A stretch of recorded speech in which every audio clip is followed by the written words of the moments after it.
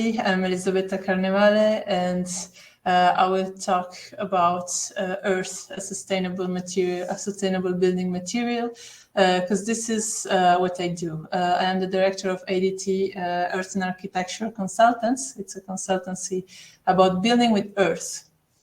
And I am also teaching at La Salle University in project management master program. So I'm really glad about diffusing sustainability for project management with our students, and the 3D printing with earth architecture postgraduate at IAC in Barcelona.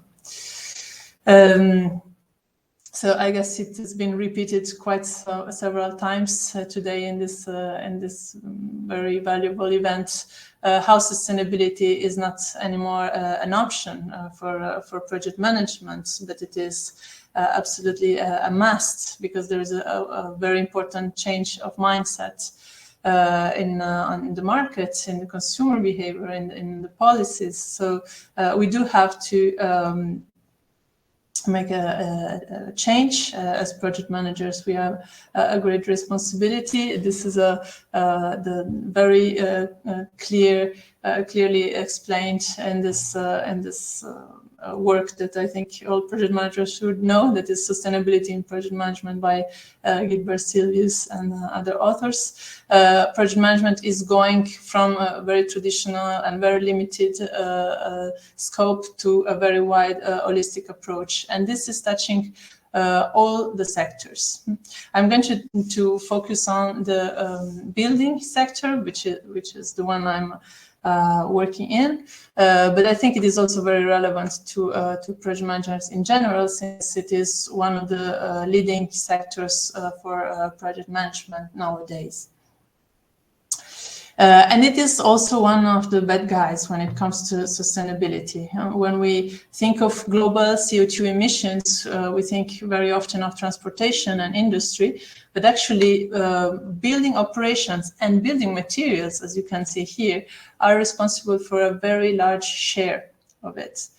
In particular, just three materials, concrete, steel, and aluminium, as you can see, they are responsible for almost a quarter of global CO2 emissions. So when we decide to make a shift in the paradigm of how we are operating, materials play a very important role. And in Europe in particular, this is finally being taken into account in public policies. There are in particular two initiatives that will shape the course of the building industry in the next years in a very, very with a very important impact.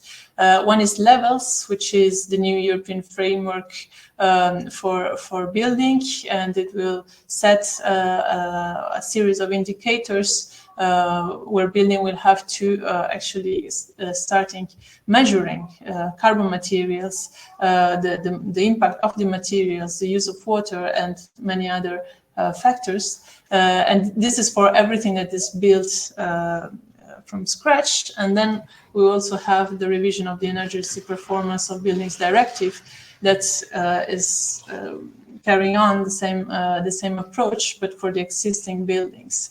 And so leading to a very wide amount of operation, intervention, retrofitting, using, again, building materials that can, again, have a very important impact. So let's try to have let's make the solution not worse than the problem. So let's use the right materials also in our very large retrofitting activity in the next decades. So this framework on a European level, but on a global level as well, is creating and will create in the next years an increasing demand for materials that have to be sustainable, and this is including low embodied energy and circular. So materials that we will be able to recycle when we arrive at the end of the life of the building, when we arrive at the disposal, and that will require a low amount of energy for their production and installation and recycling. Not many material actually tick all these boxes. And this is why architects and also companies are starting having more and more interest toward the material that actually we've been knowing for a very long time, but it has been considered, it has almost disappeared for several decades from our building sector. This material is earth. Earth, as you can see here, it has been used in the last 2 decades by important architectural firms, such as these 4 Pritzker Prize winners. The Pritzker Prize is the Nobel Prize of Architecture, and it is not a coincidence that these 4 firms, Renzo Piano, Herzog and de Meuron, Wang Shu, and Francis Perret, the awarded Pritzker Prize of last year, all of the 4 of them have been building with this material that's normally has a very limited share in the overall number of projects that are built every year. There is an interest in, there is a reason for the interest in this material. Sustainability is definitely the core of the interests toward this material. So what is earth and why aren't we using it already if it's such an interesting and valuable material? Earth is not really a new idea. It's not really innovative, even if in many cases we find it is defined as an innovative or experimental material because there is not really a very extended lobby that is selling earth. Earth is a material that is very widely available in quarries, and this is also why it is so little known. No one is selling as earth or putting a logo on it. But as you can see from this slide, it's a material that mankind has been using for millennia. So we have not just some decades of feedback on it. We know it very well, and we have heritage showing also its durability towards centuries. When did we stop using it then? Can be the next question. Well, not really such long ago in many areas of Europe, at least. You can see here it's a material that has been used in urban buildings all over the world, but in Europe as well. And it has been used, for instance, in Spain, a case that I know very well, until the 50s and even 60s in some region of the country. It was put aside when the concrete started to be more and more largely used because it had a better performance in resistance. It allowed to build higher buildings, higher than this 6-7 story that you can see here. And it also allowed for fastest construction processes. And also one last factor has been the fact that a whole generation of people also a large amount of people that were able to build with this material, the peasants basically of many regions of the world, disappeared after the First and the Second World War, and so the know-how also got lost somehow. So when did we start again being interested in this material? A very, very clear point for this comeback was 1973 with the oil crisis. The first moment when we actually started wondering whether we needed to shift our paradigm of building materials toward materials that would require less energy, as oil was no longer easily available.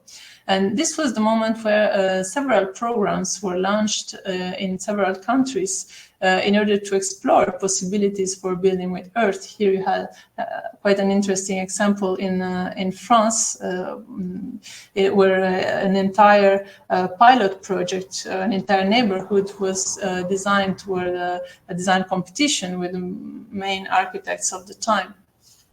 And it was quite successful, but what happened was that the oil crisis ended, and therefore we just shifted back to the conventional material that were used earlier before, the one that now we know are responsible for such a large share of emissions.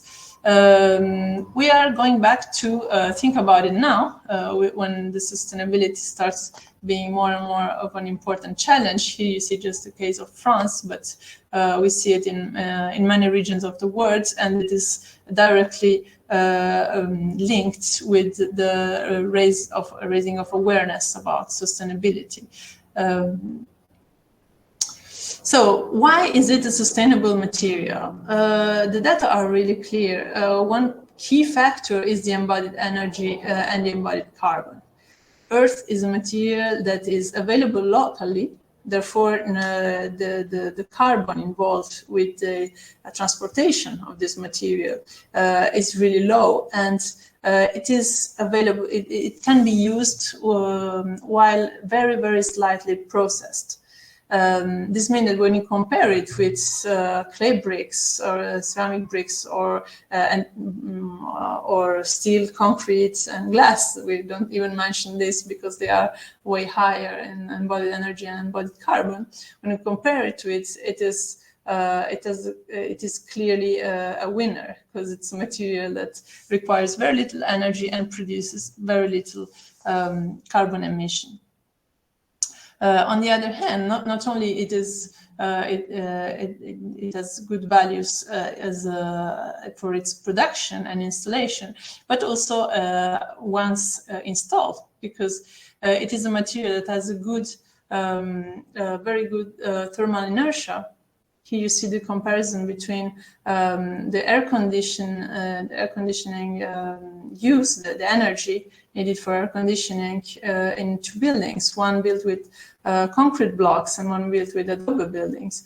And you can see the difference. The main point is that the thermal inertia, and also another phenomenon, that is the evaporation and condensation of the molecules of water and water vapor that are contained inside a wall made of earth, make that the heat transfer through a wall is much slower, and it's actually shifted several hours and reduced in intensity.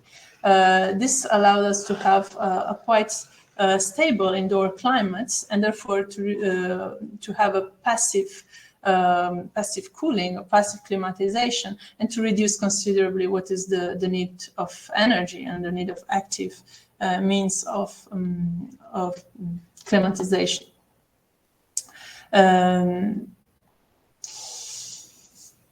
And if we go one step further, after the use of the building, if we go until the disposal of the building, what happens when the building is demolished and has to be dismantled, we can see that construction is also one of the main responsible of waste generation. Here you see the data about Europe, but it is very likely in many other zones of the world. The construction is responsible for more than 1/3 of the waste that we are generating. And you know how difficult it is to recycle the materials that are used for construction, since they are so much intertwined, interlinked, composed. So it is very important to use materials that we know will be recyclable and we know will be easy to separate from the rest.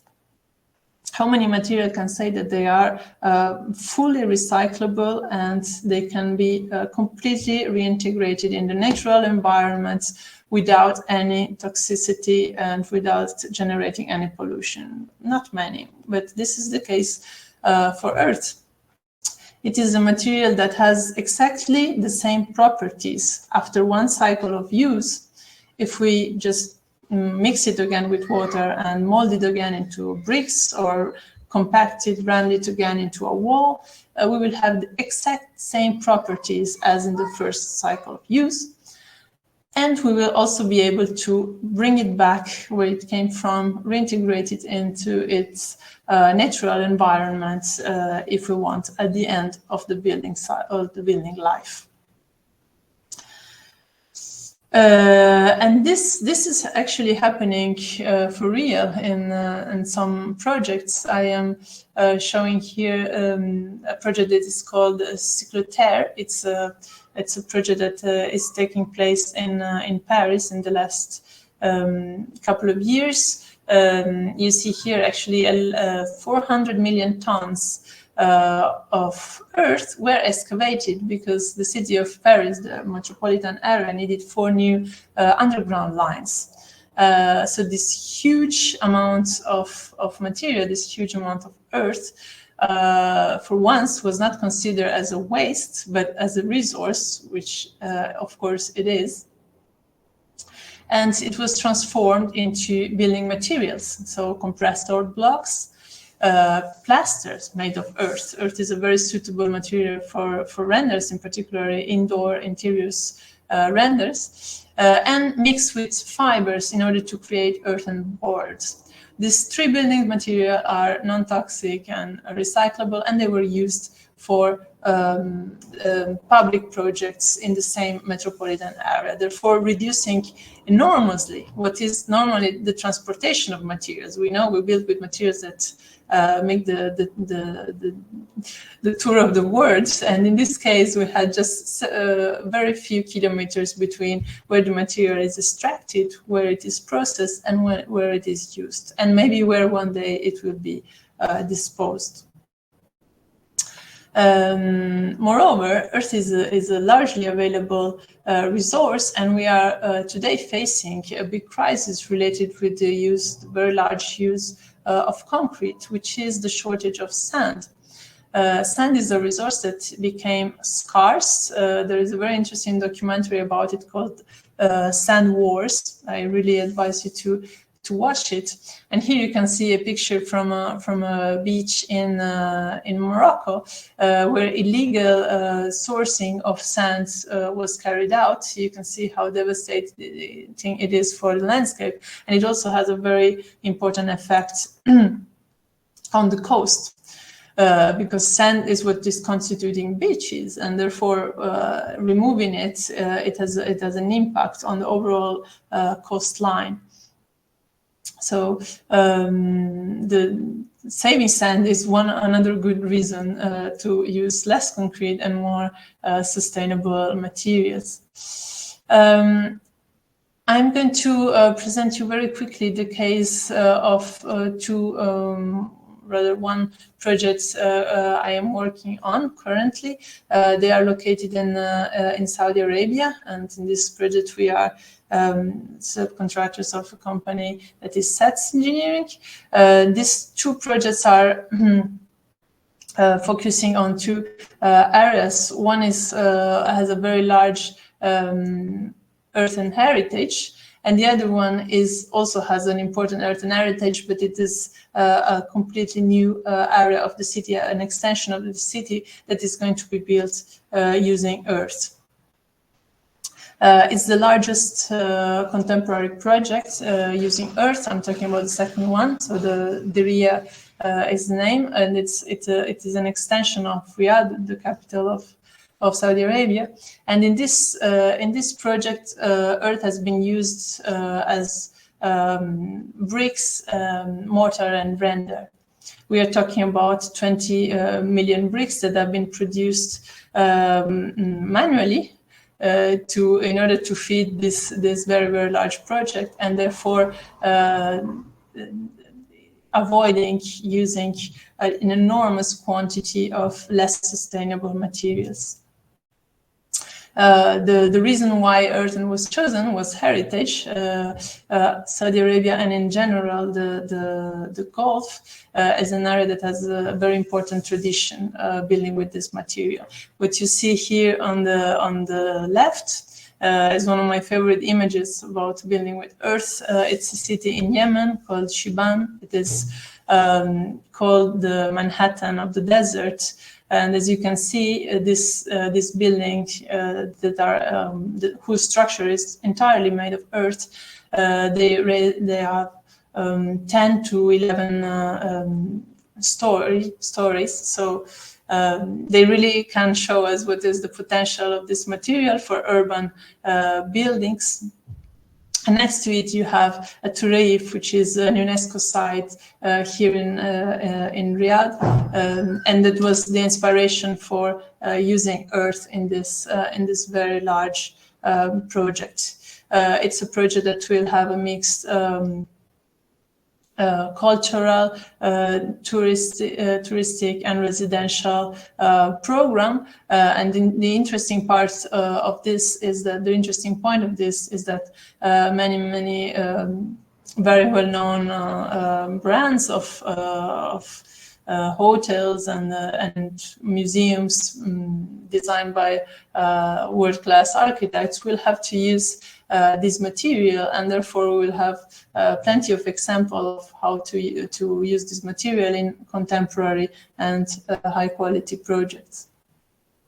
Our work in particular in this, it has been to, on one hand, give technical advisory on what does it mean to build with this material, and what does it mean to scale up a production of this material to this extent, and also how to combine what are the traditional and vernacular details and the know-how with the contemporary needs. So we've been working on guidelines, on training for designers, and trying to actually learn from the details, from the vernacular architecture, which are always very efficient and completely sustainable, since they are generated by the local resources, and how to learn from this and be able to build on the shoulders of giants, as we can say. Here you see the first pilot building that was built for the project in order to test the different details and different building techniques. And you see clearly here some of the feature of traditional architecture. This triangular vents, they are made for in order to create passive cooling, in order to create ventilation that would create a chimney effect in the building during the day. You can see all this decoration in plaster. They all have also some practical functions, since earth is a very vulnerable material towards water erosion. All these traditional decorative patterns and friezes have the function of actually directing the path of water on facades, and therefore slowing down and limiting erosion. Same as all these white elements that you see, they are traditionally made with lime, and they help protecting the earthen wall from water, and the bending of the openings have the same function. And here you see the first building that have been realized, that have been inaugurated 1 year ago already, just next to the UNESCO site, and they have already opened their doors. Here you see the second project. This is about the earthen heritage and how it can be actually adaptively reused in order to create an agricultural campus. So, of course, on these projects, being sustainable, doing heritage conservation is always easier than being sustainable by building from scratch, since the very same fact of retrofitting and restoring an heritage is already saving a lot of carbon emission. And actually restoring, refurbishing earthen heritage, it is a very, very large, and it will be a very large market, because we can currently estimate that 1/3 of world population lives in earthen buildings. And we have 19, I hope I'm up to date, UNESCO sites, so World Heritage sites that are built with earth. So it is a material that is really widely spread, and when we will start conserving and refurbishing this material, we will have a very interesting double effect of being able to live in buildings that are sustainable and that they are have a good passive performance. It's a material earth where a lot of research has been carried out in many different directions in order to improve its water resistance, improve in this case its compression resistance, which is also an important factor. Also, a lot of innovation and research is carried out in order to counterbalance what are the limitations of the use of earth on the construction site.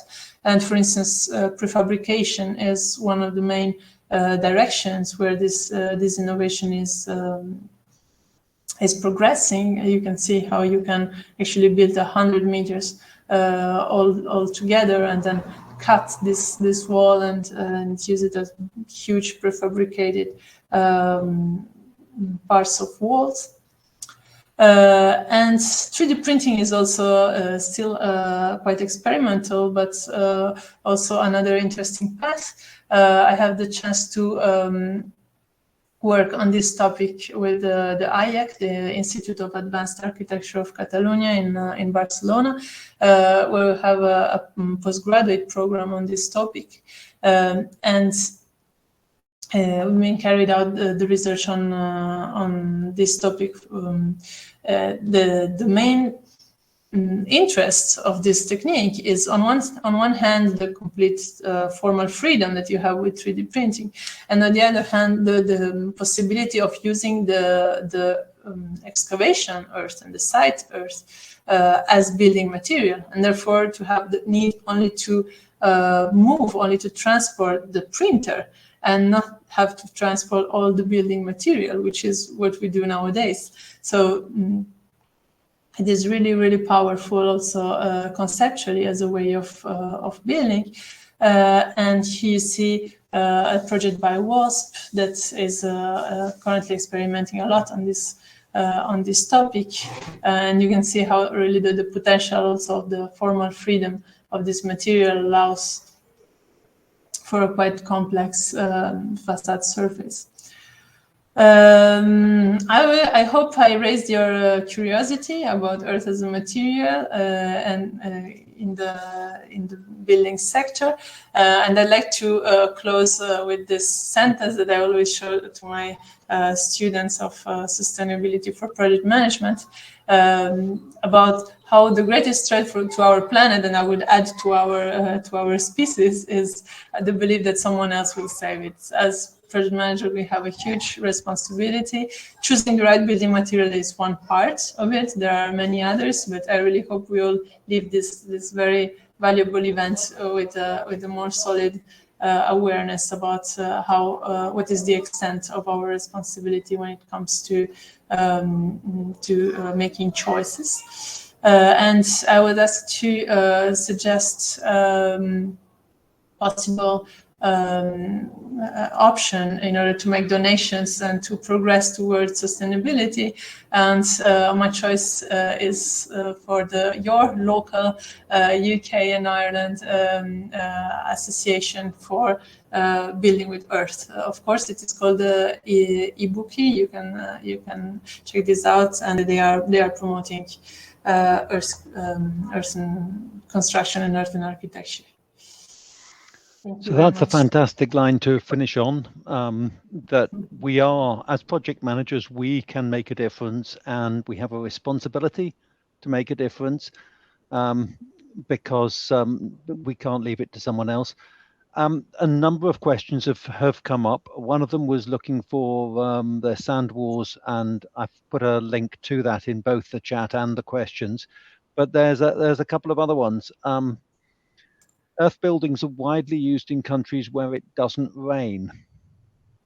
Sorry? Even multi-storied buildings where it doesn't rain. Mm-hmm. But Does it run away in countries like northern France or the United Kingdom? No, it doesn't. And there is a very wide earthen heritage that is there to testify this. For instance, cob is a very interesting technique that is traditional in UK and Ireland and northern France.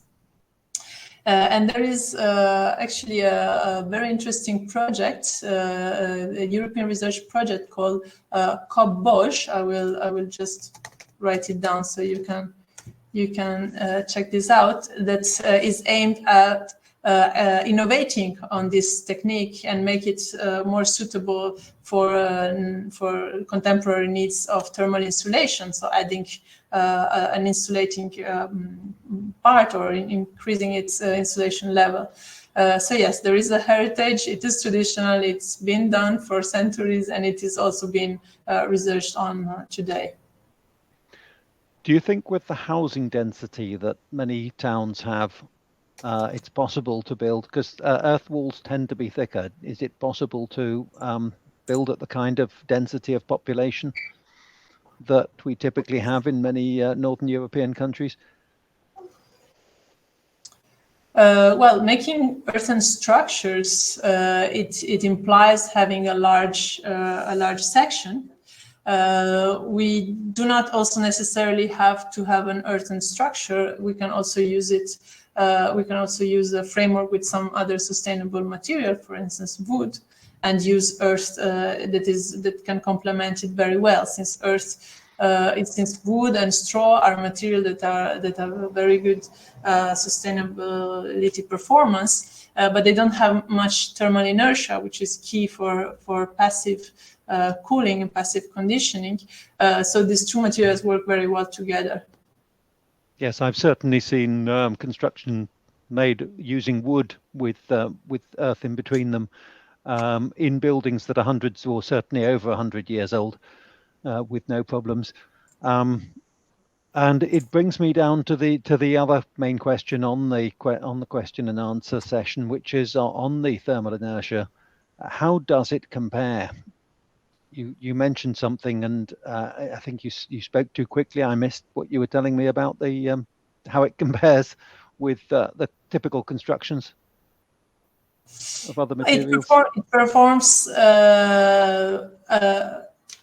somehow better because the density of the material is comparable, right? If you have a concrete block or earth it's a little bit denser. But then what really makes a difference is what we call the phase-changing material. There is a lot of research now about high-tech phase-changing materials. Well, earth is a natural and low-tech phase-changing material because it contains a lot of water. Even when a wall appears to be dry, it actually contains water on a molecular level, which is present both as drops and as water vapor. So this water is actually condensating when the temperature is going down and is evaporating when temperature is rising. And therefore, the temperature of the wall stays more stable. So this also helps to have a really important shift in the heat transfer or cold transfer. Yes, there's a building up the road from me called Evergreen, an office building. It's only 2 or 3 stories, 3 stories in some places and 2 stories in others, which has a heat sink underneath it, which is salty water, I think with some material in which would be earth. And that is designed to take the heat in summer and to retain it long enough to be able to use it in winter. So it's designed to manage 12 months worth of heat, and it cools the building in summer. So earth and natural materials are fantastic materials. This is really inspiring. I hope a lot of people involved in construction are taking note. You talked mainly about residential construction. Do you see it having a place in commercial construction, and do you see it having a place in non-buildings, in infrastructure, roads and bridges and so on as well? I think in infrastructure it is complicated. We actually have to use the right material for the right place. Earth is a material that has a very low flexural strength, so it is not the best material to make a bridge. Although there is a lot of know-how about domes and walls, but I think infrastructure is not its best application. But it is definitely not confined to residential architecture. Actually, nowadays the largest share of building involving earth are public buildings because of the sustainability awareness, and therefore we see cultural buildings, schools, public offices. So yeah, we can see many applications in sectors that are not the residential one, definitely. And how would you introduce it without scaring people? Could you say something like, well, we already use earth because bricks are made of earth, or do you need to be more subtle? Sorry, I didn't get it. How do you introduce the idea of using earth in construction without scaring people, without people saying that's too radical? I'm thinking bricks are already made of earth. Does that make it an easy way in? Yeah, but normally showing heritage is something that is reassuring. Reassuring is a very large share of my job, and actually, when you show a building that has been there for centuries, it helps. It helps, and the good thing is that you can find one pretty much everywhere in the world. I show you the map, and actually, I keep finding year by year heritage that is outside of this map. This year we had some students from Canada, which is really not a place where you would expect earth and architecture, since it snows and rains, and they came with this beautiful example of a church more than 300 years old made of round earth. So yes, I think heritage is really a good choice. Bringing people physically to touch and see heritage that has been standing there for centuries is a way. Fantastic. You said you were going to share the link to where the map that shows where all the buildings are. Do you have a kind of database behind it that we can search a country to find locations near us? Really, unfortunately, there is no such database. There's been a lot of trials, but there is not currently a database about where to find it. But definitely, you can check. Crater is the main research center in Europe. It is in France, Grenoble. And there you can find quite some information about it. This is also where this map is from. And I shared also the link to the UK and Ireland association that can definitely give some more information about local heritage. So Enrico has asked, is there a study ongoing using rammed earth in combination with other materials for use in the aerospace industry? Ceramics used by NASA. Aerospace, rocket science, yes. I know there's some 3D printing with earth, or with how we can call the material on Mars ongoing. I am still very much rooted on this planet. There's a big thing, of course, with Mars that we can't. It costs a lot to take each brick to Mars, so it makes sense to try and use materials that are there. And of course, that then relates many things that the aerospace industry have then made their way into our normal lives. So perhaps the reminder that NASA, which is very clever, egg-headed, is using local materials, it would be enough to remind people to use local materials here. Well, thank you for a fantastic session. We're absolutely delighted with that. And thank you everybody. The links are on the chat so that people can find both the film, which is a thriller, I believe, on Sand Wars. It's listed in IMDb as a thriller. and also on the Kobe European site for rammed earth, or for natural materials. It's really, really inspiring, really interesting to see a totally different way of handling construction. Thank you very much for your time.